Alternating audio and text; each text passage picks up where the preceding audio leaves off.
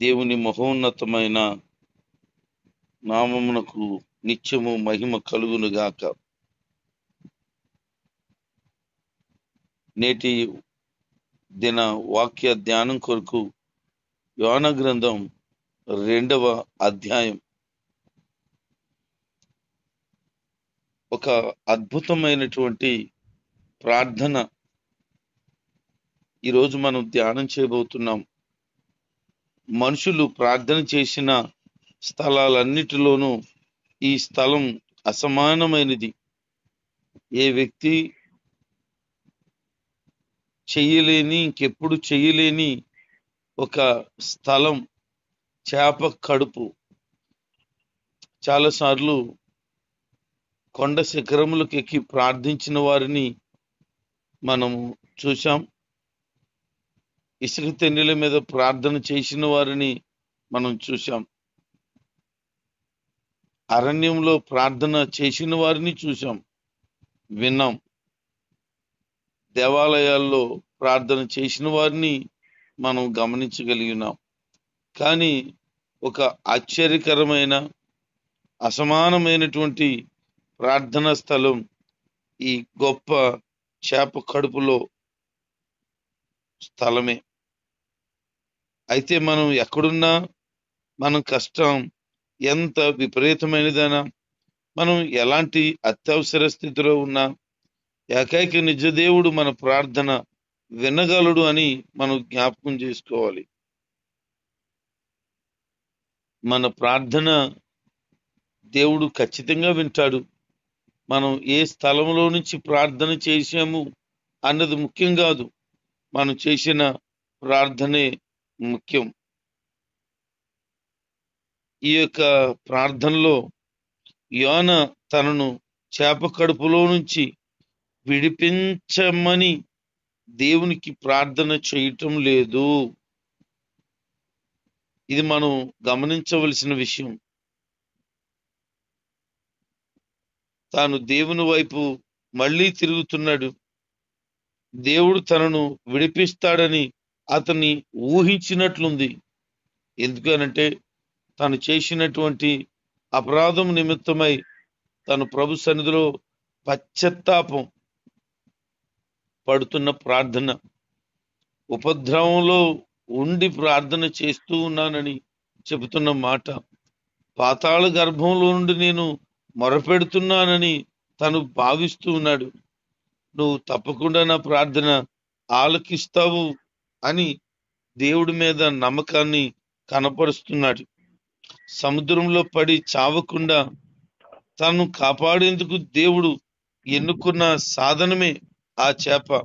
అది కూడా అతడు గ్రహించి ఉండవచ్చు. కొన్నిసార్లు మన జీవితాల్లో తారసపడుతున్నటువంటి పరిస్థితులు మనకి కీడునో నష్టాన్నో తీసుకొస్తాయని భావించవద్దు, కానీ ఖచ్చితంగా మేలుకై జరుగుతుందని మాత్రం మనం నమ్మాలి. దేవుని వాక్యం ఇలా సెలవిస్తూ ఉంది, దేవుణ్ణి ప్రేమించే వారికట సమస్తము మేలుకై సమకూర్చబడి జరుగుతాయట. నువ్వు నిజంగా దేవుణ్ణి ప్రేమించే వ్యక్తివైతే నీ జీవితంలో జరుగుతున్న ప్రతి సంగతి నీకు మేలు కొరకే, అది దేవుని మహిమ కొరకే. ఒకవేళ అవిధేయతవై పనికిమాలిన స్వభావం కలిగి అపవిత్రమైన మనసుతో ఉండి తిరుగుబాటు స్వభావం ఉండి గర్వందివై లోకాన్ని ప్రేమించే వ్యక్తివై ఈ యొక్క ఇహ సంబంధమైనటువంటి ఆశలతో కనుక రేపబడితే, ఒకవేళ దేవుడికి విరోధమైన బ్రతుకు గనుక ఇష్టపడక నిన్ను కీడులో వదులుతాడేమో, కానీ నిజంగా యథార్థంగా బ్రతికితే ఆయన తప్పకుండా ప్రార్థన ఆలకిస్తాడు. యథార్థవంతుల ప్రార్థన ఆయన ఆలకించును అని వాక్యంలో రాయబడింది. మరి నువ్వు యథార్థమైన వ్యక్తివైతే తప్పకుండా నీ ప్రార్థన ఆయన వింటాడు, జవాబు కూడా దయచేస్తాడు. ఈ చేప కడుపులో ఉండి చేస్తున్న ప్రార్థన చాలా ఆశ్చర్యమైనది.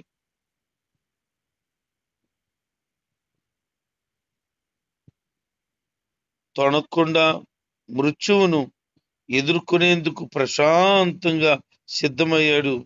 చావడం తనకి మంచిదని అనుకున్నాడు కూడాను. అయితే మృత్యువుని ఎదుర్కోవడం, నిజంగా మరణించడం, ఈ రెంటికి ఎంతో తేడా ఉంది. ఏమి చలించకుండా సముద్రంలోకి వెళ్ళాడు గాని సముద్రం అతనిలోకి రావడం ఆరంభిస్తే అతనికి కంగారు పుట్టేది. అందుకనే సముద్రం అతనిలోనికి రాకుండా దేవుడు ఆ చేపను పంపించాడు, భద్రపరిచాడు. ఆయన ప్రజలను తప్పకుండా ఆయన కాపాడుతాడు. వాస్తవానికి యోనాకు అనిపించింది నేను చచ్చిపోయానేమో అని.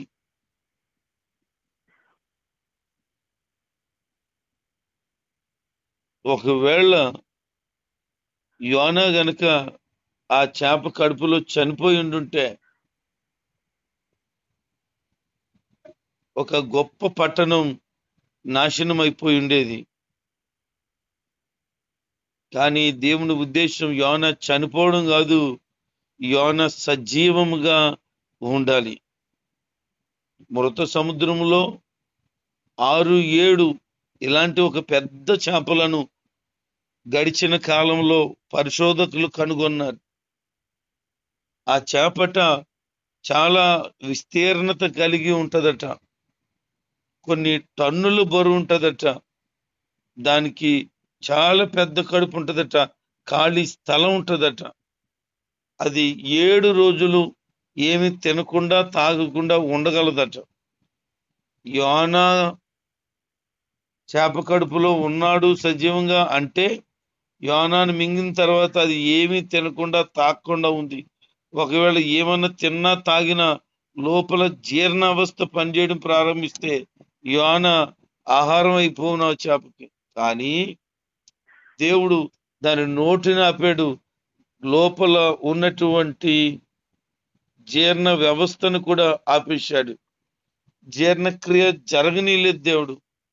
దేవుడు తలుచుకుంటే ఏమవుతుందనంటే ఇలాంటి అద్భుతమైన కార్యాలే జరుగుతాయి. మన పట్ల దేవుని ఉద్దేశం, ఆలోచన బహు వింతైనది, బహు గొప్ప అయినది.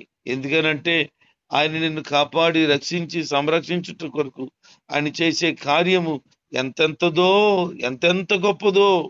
అందుకనే ఎప్పుడు కూడా ఆయన బిడ్డగా నిరాశ చెందొద్దు. పరిస్థితుల మీదకొచ్చి పడుతున్నా ఏదో జరిగిపోద్దు బాబోయ్ అని ఆందోళన చెందొద్దు. దేవుడు సమస్తము మేలుకై జరిగించగలిగిన దేవుడు. అందుకే అంటున్నాడు దేవుని ప్రాధేయపడుతూ, అయ్యా నువ్వు నా ప్రార్థన వినేవాడు. అవిధేయుడైనటువంటి ప్రవక్త పట్ల కూడా దేవుడు అనుగ్రహాన్ని చూపిస్తున్నాడని మనం అర్థం చేసుకోగలం. అవిధేయత కలిగిన వాడు ప్రార్థనే దేవుడు వింటే, దేవునికి లోబడి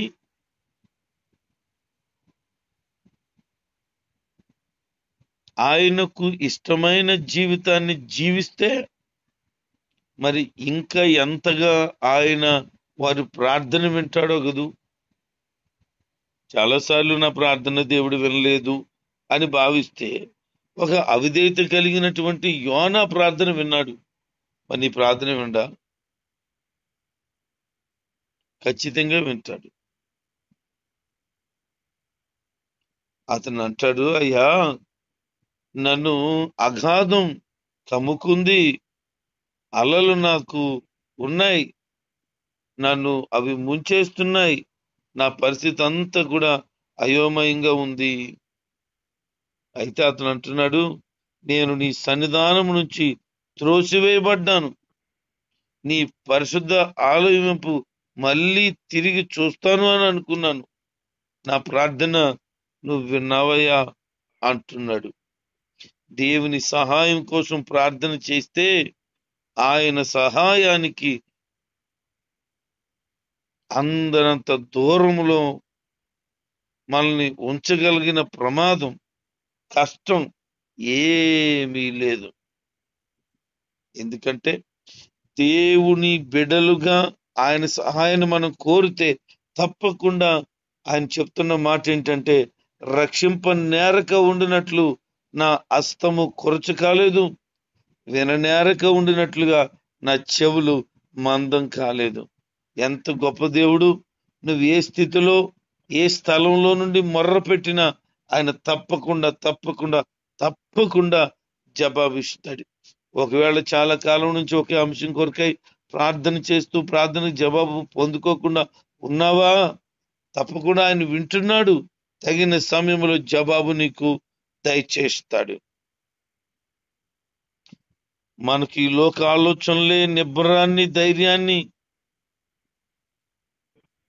కలిగిస్తుంటే దేవుని గూర్చిన ఆశలు, ఆలోచనలు మరి ఇంకా ఎంతగా మనకు ఆశలు కలుగు చేస్తాయి.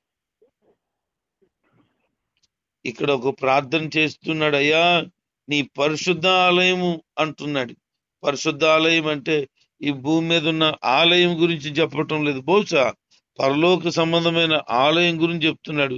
నువ్వు నీ ఆలయంలో నుండి నా మొర్ర వింటావు. నువ్వు ఆయన విశ్వాసం గొప్పది. ఆయన యొక్క ప్రార్థన విధానం చాలా ఆశ్చర్యమైనది.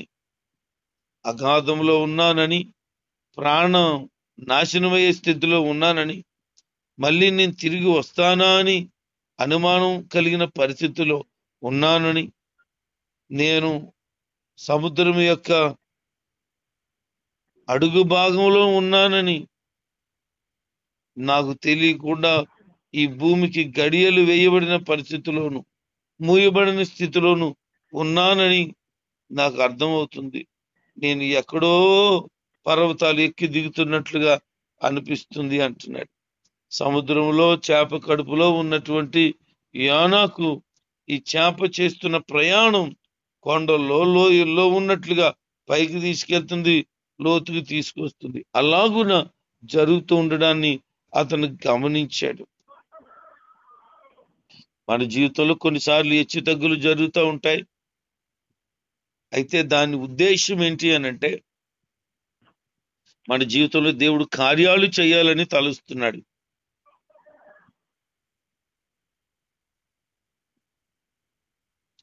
చాలాసార్లు మనుషులు ప్రమాదంలోనో కష్టంలోనో పూర్తిగా కూరుకుపోయే వరకు ఆగి అప్పుడు దేవునికి ప్రార్థన చేస్తారు, అప్పుడు దేవునికి జ్ఞాపకం చేసుకుంటారు, అప్పుడు దేవుని వెతుకుతారు.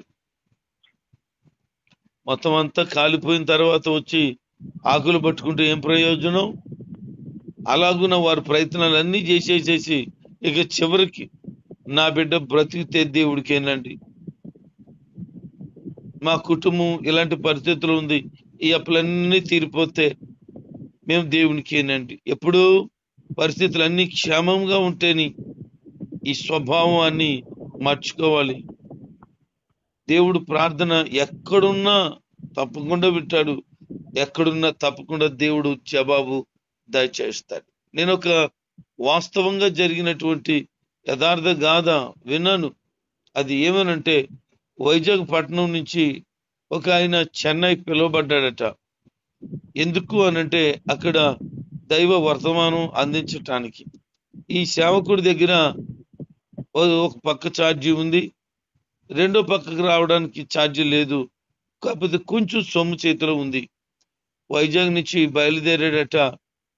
ఆయన ఇచ్చినటువంటి ఫోన్ నెంబర్ పట్టుకొని బయలుదేరాడు. చెన్నైలో దిగేసిన తర్వాత అక్కడ కాయిన్ బాక్స్ నుంచి ఫోన్ చేస్తుంటే ఫోన్ లిఫ్ట్ చేయట్లేదట. ఫోన్లే బిజీగా ఉంటారని 1 గంట 2 గంటలు ఆగి మరలా ఫోన్ చేస్తే మరలా సేమ్. ఆ రోజు రాత్రి అయిపోయింది, ఇంకెక్కడికి వెళ్ళాలో అర్థం కాలేదు. అక్కడే రైల్వే స్టేషన్లో పడుకున్నారు. 1 రోజు అయింది, 2 రోజులు అయింది, 3 రోజులు అయింది. ఎవరో ఒకరు వస్తారు, ఈ సమయంలోనన్నా ఫోన్ తీస్తారు అని.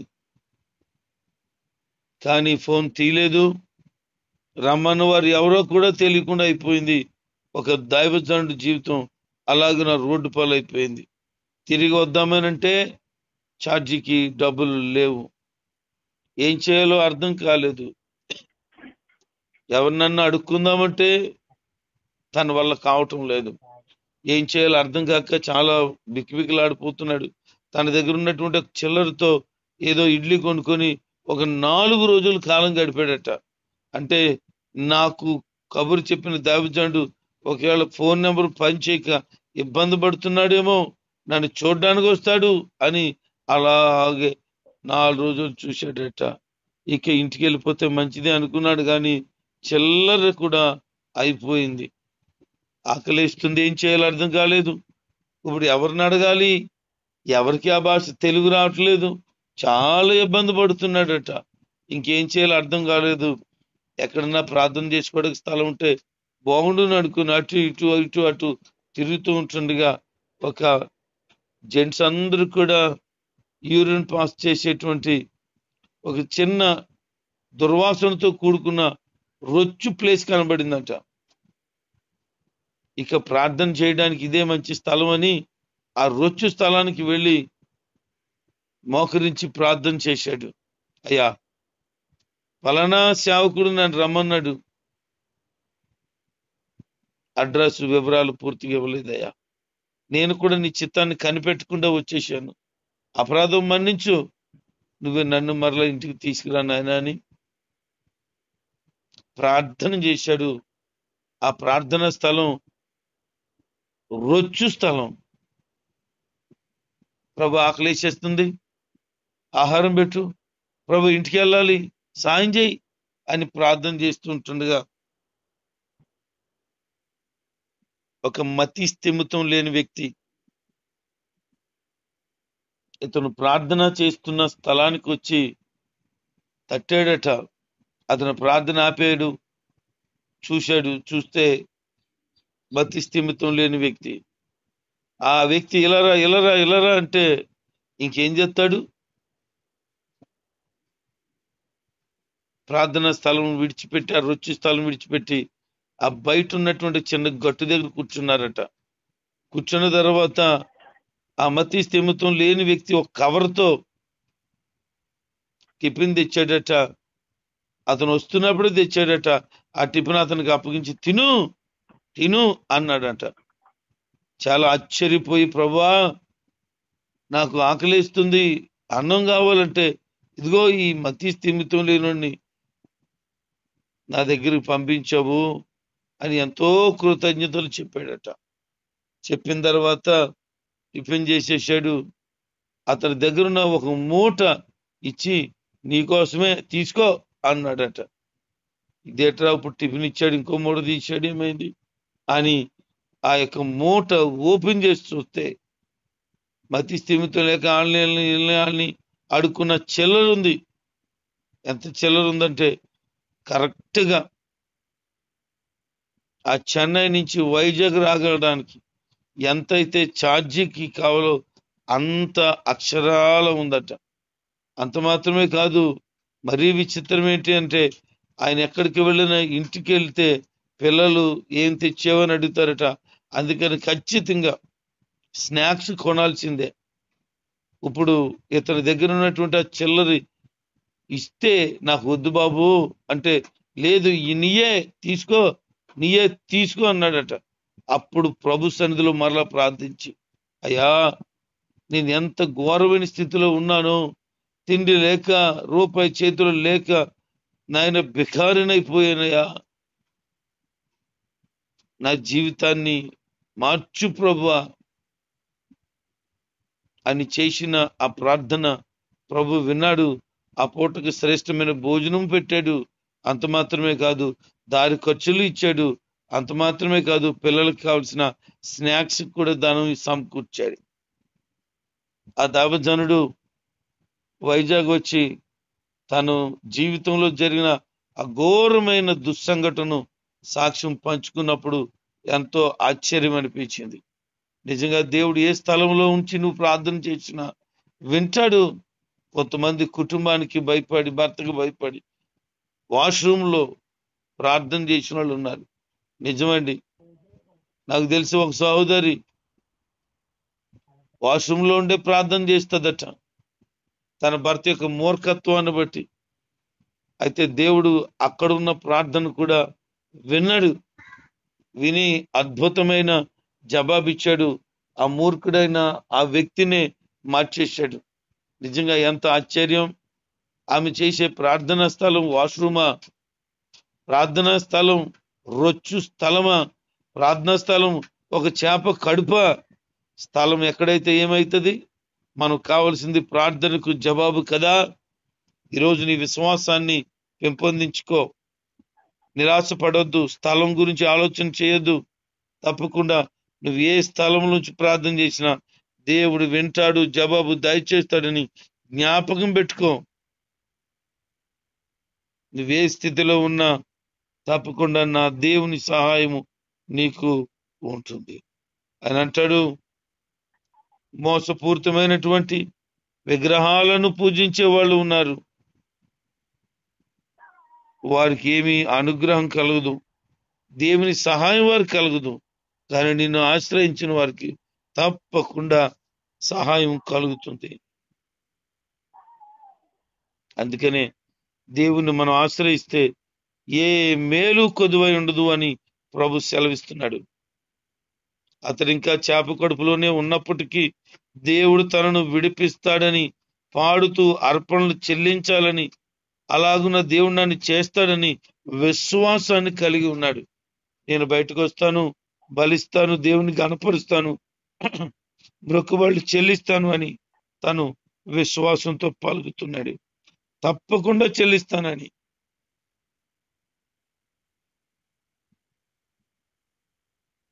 ఈరోజు నీ విశ్వాసం ఏమై ఉంది? కష్టం, బాధ, బలహీనత, రోగం, సమస్య, ఆర్థిక ఇబ్బంది, ఇతరమైన పరిస్థితులు ఏదైనా అవుతుండే, ఏ పరిస్థితులు ఎలాగైతే ఉండని గాక, నీకొక్కటే తెలియాలి, ఈ భయంకరమైన పరిస్థితుల నుంచి నా దేవుడు తప్పకుండా నన్ను విడిపిస్తాడు అని.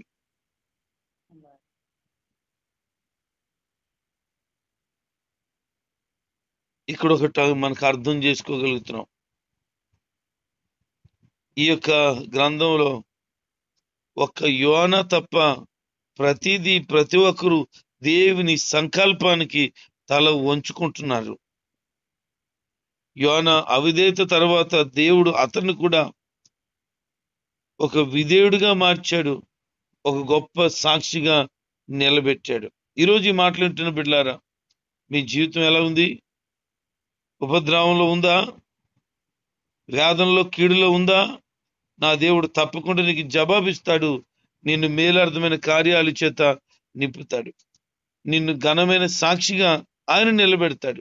అందుకే ఏ పరిస్థితిలోనైనా సరే దేవుడు నీ ప్రార్థన వింటాడు అనే ఒక విశ్వాసాన్ని కలిగి ఉండాలి. నీ విశ్వాసం వలన దేవుడు బలమైన ఘనమైన కార్యాలు తప్పకుండా చేస్తాడు. విశ్వాసంతో ఎదురు చూడు. యోనా జీవితంలో జరిగిన సంగతి ఏంటంటే, యోనానట ఆ యొక్క చేప నేల మీద కక్కేసిందట. దేవుడు ప్రణాళిక మరలా ప్రారంభించబడింది.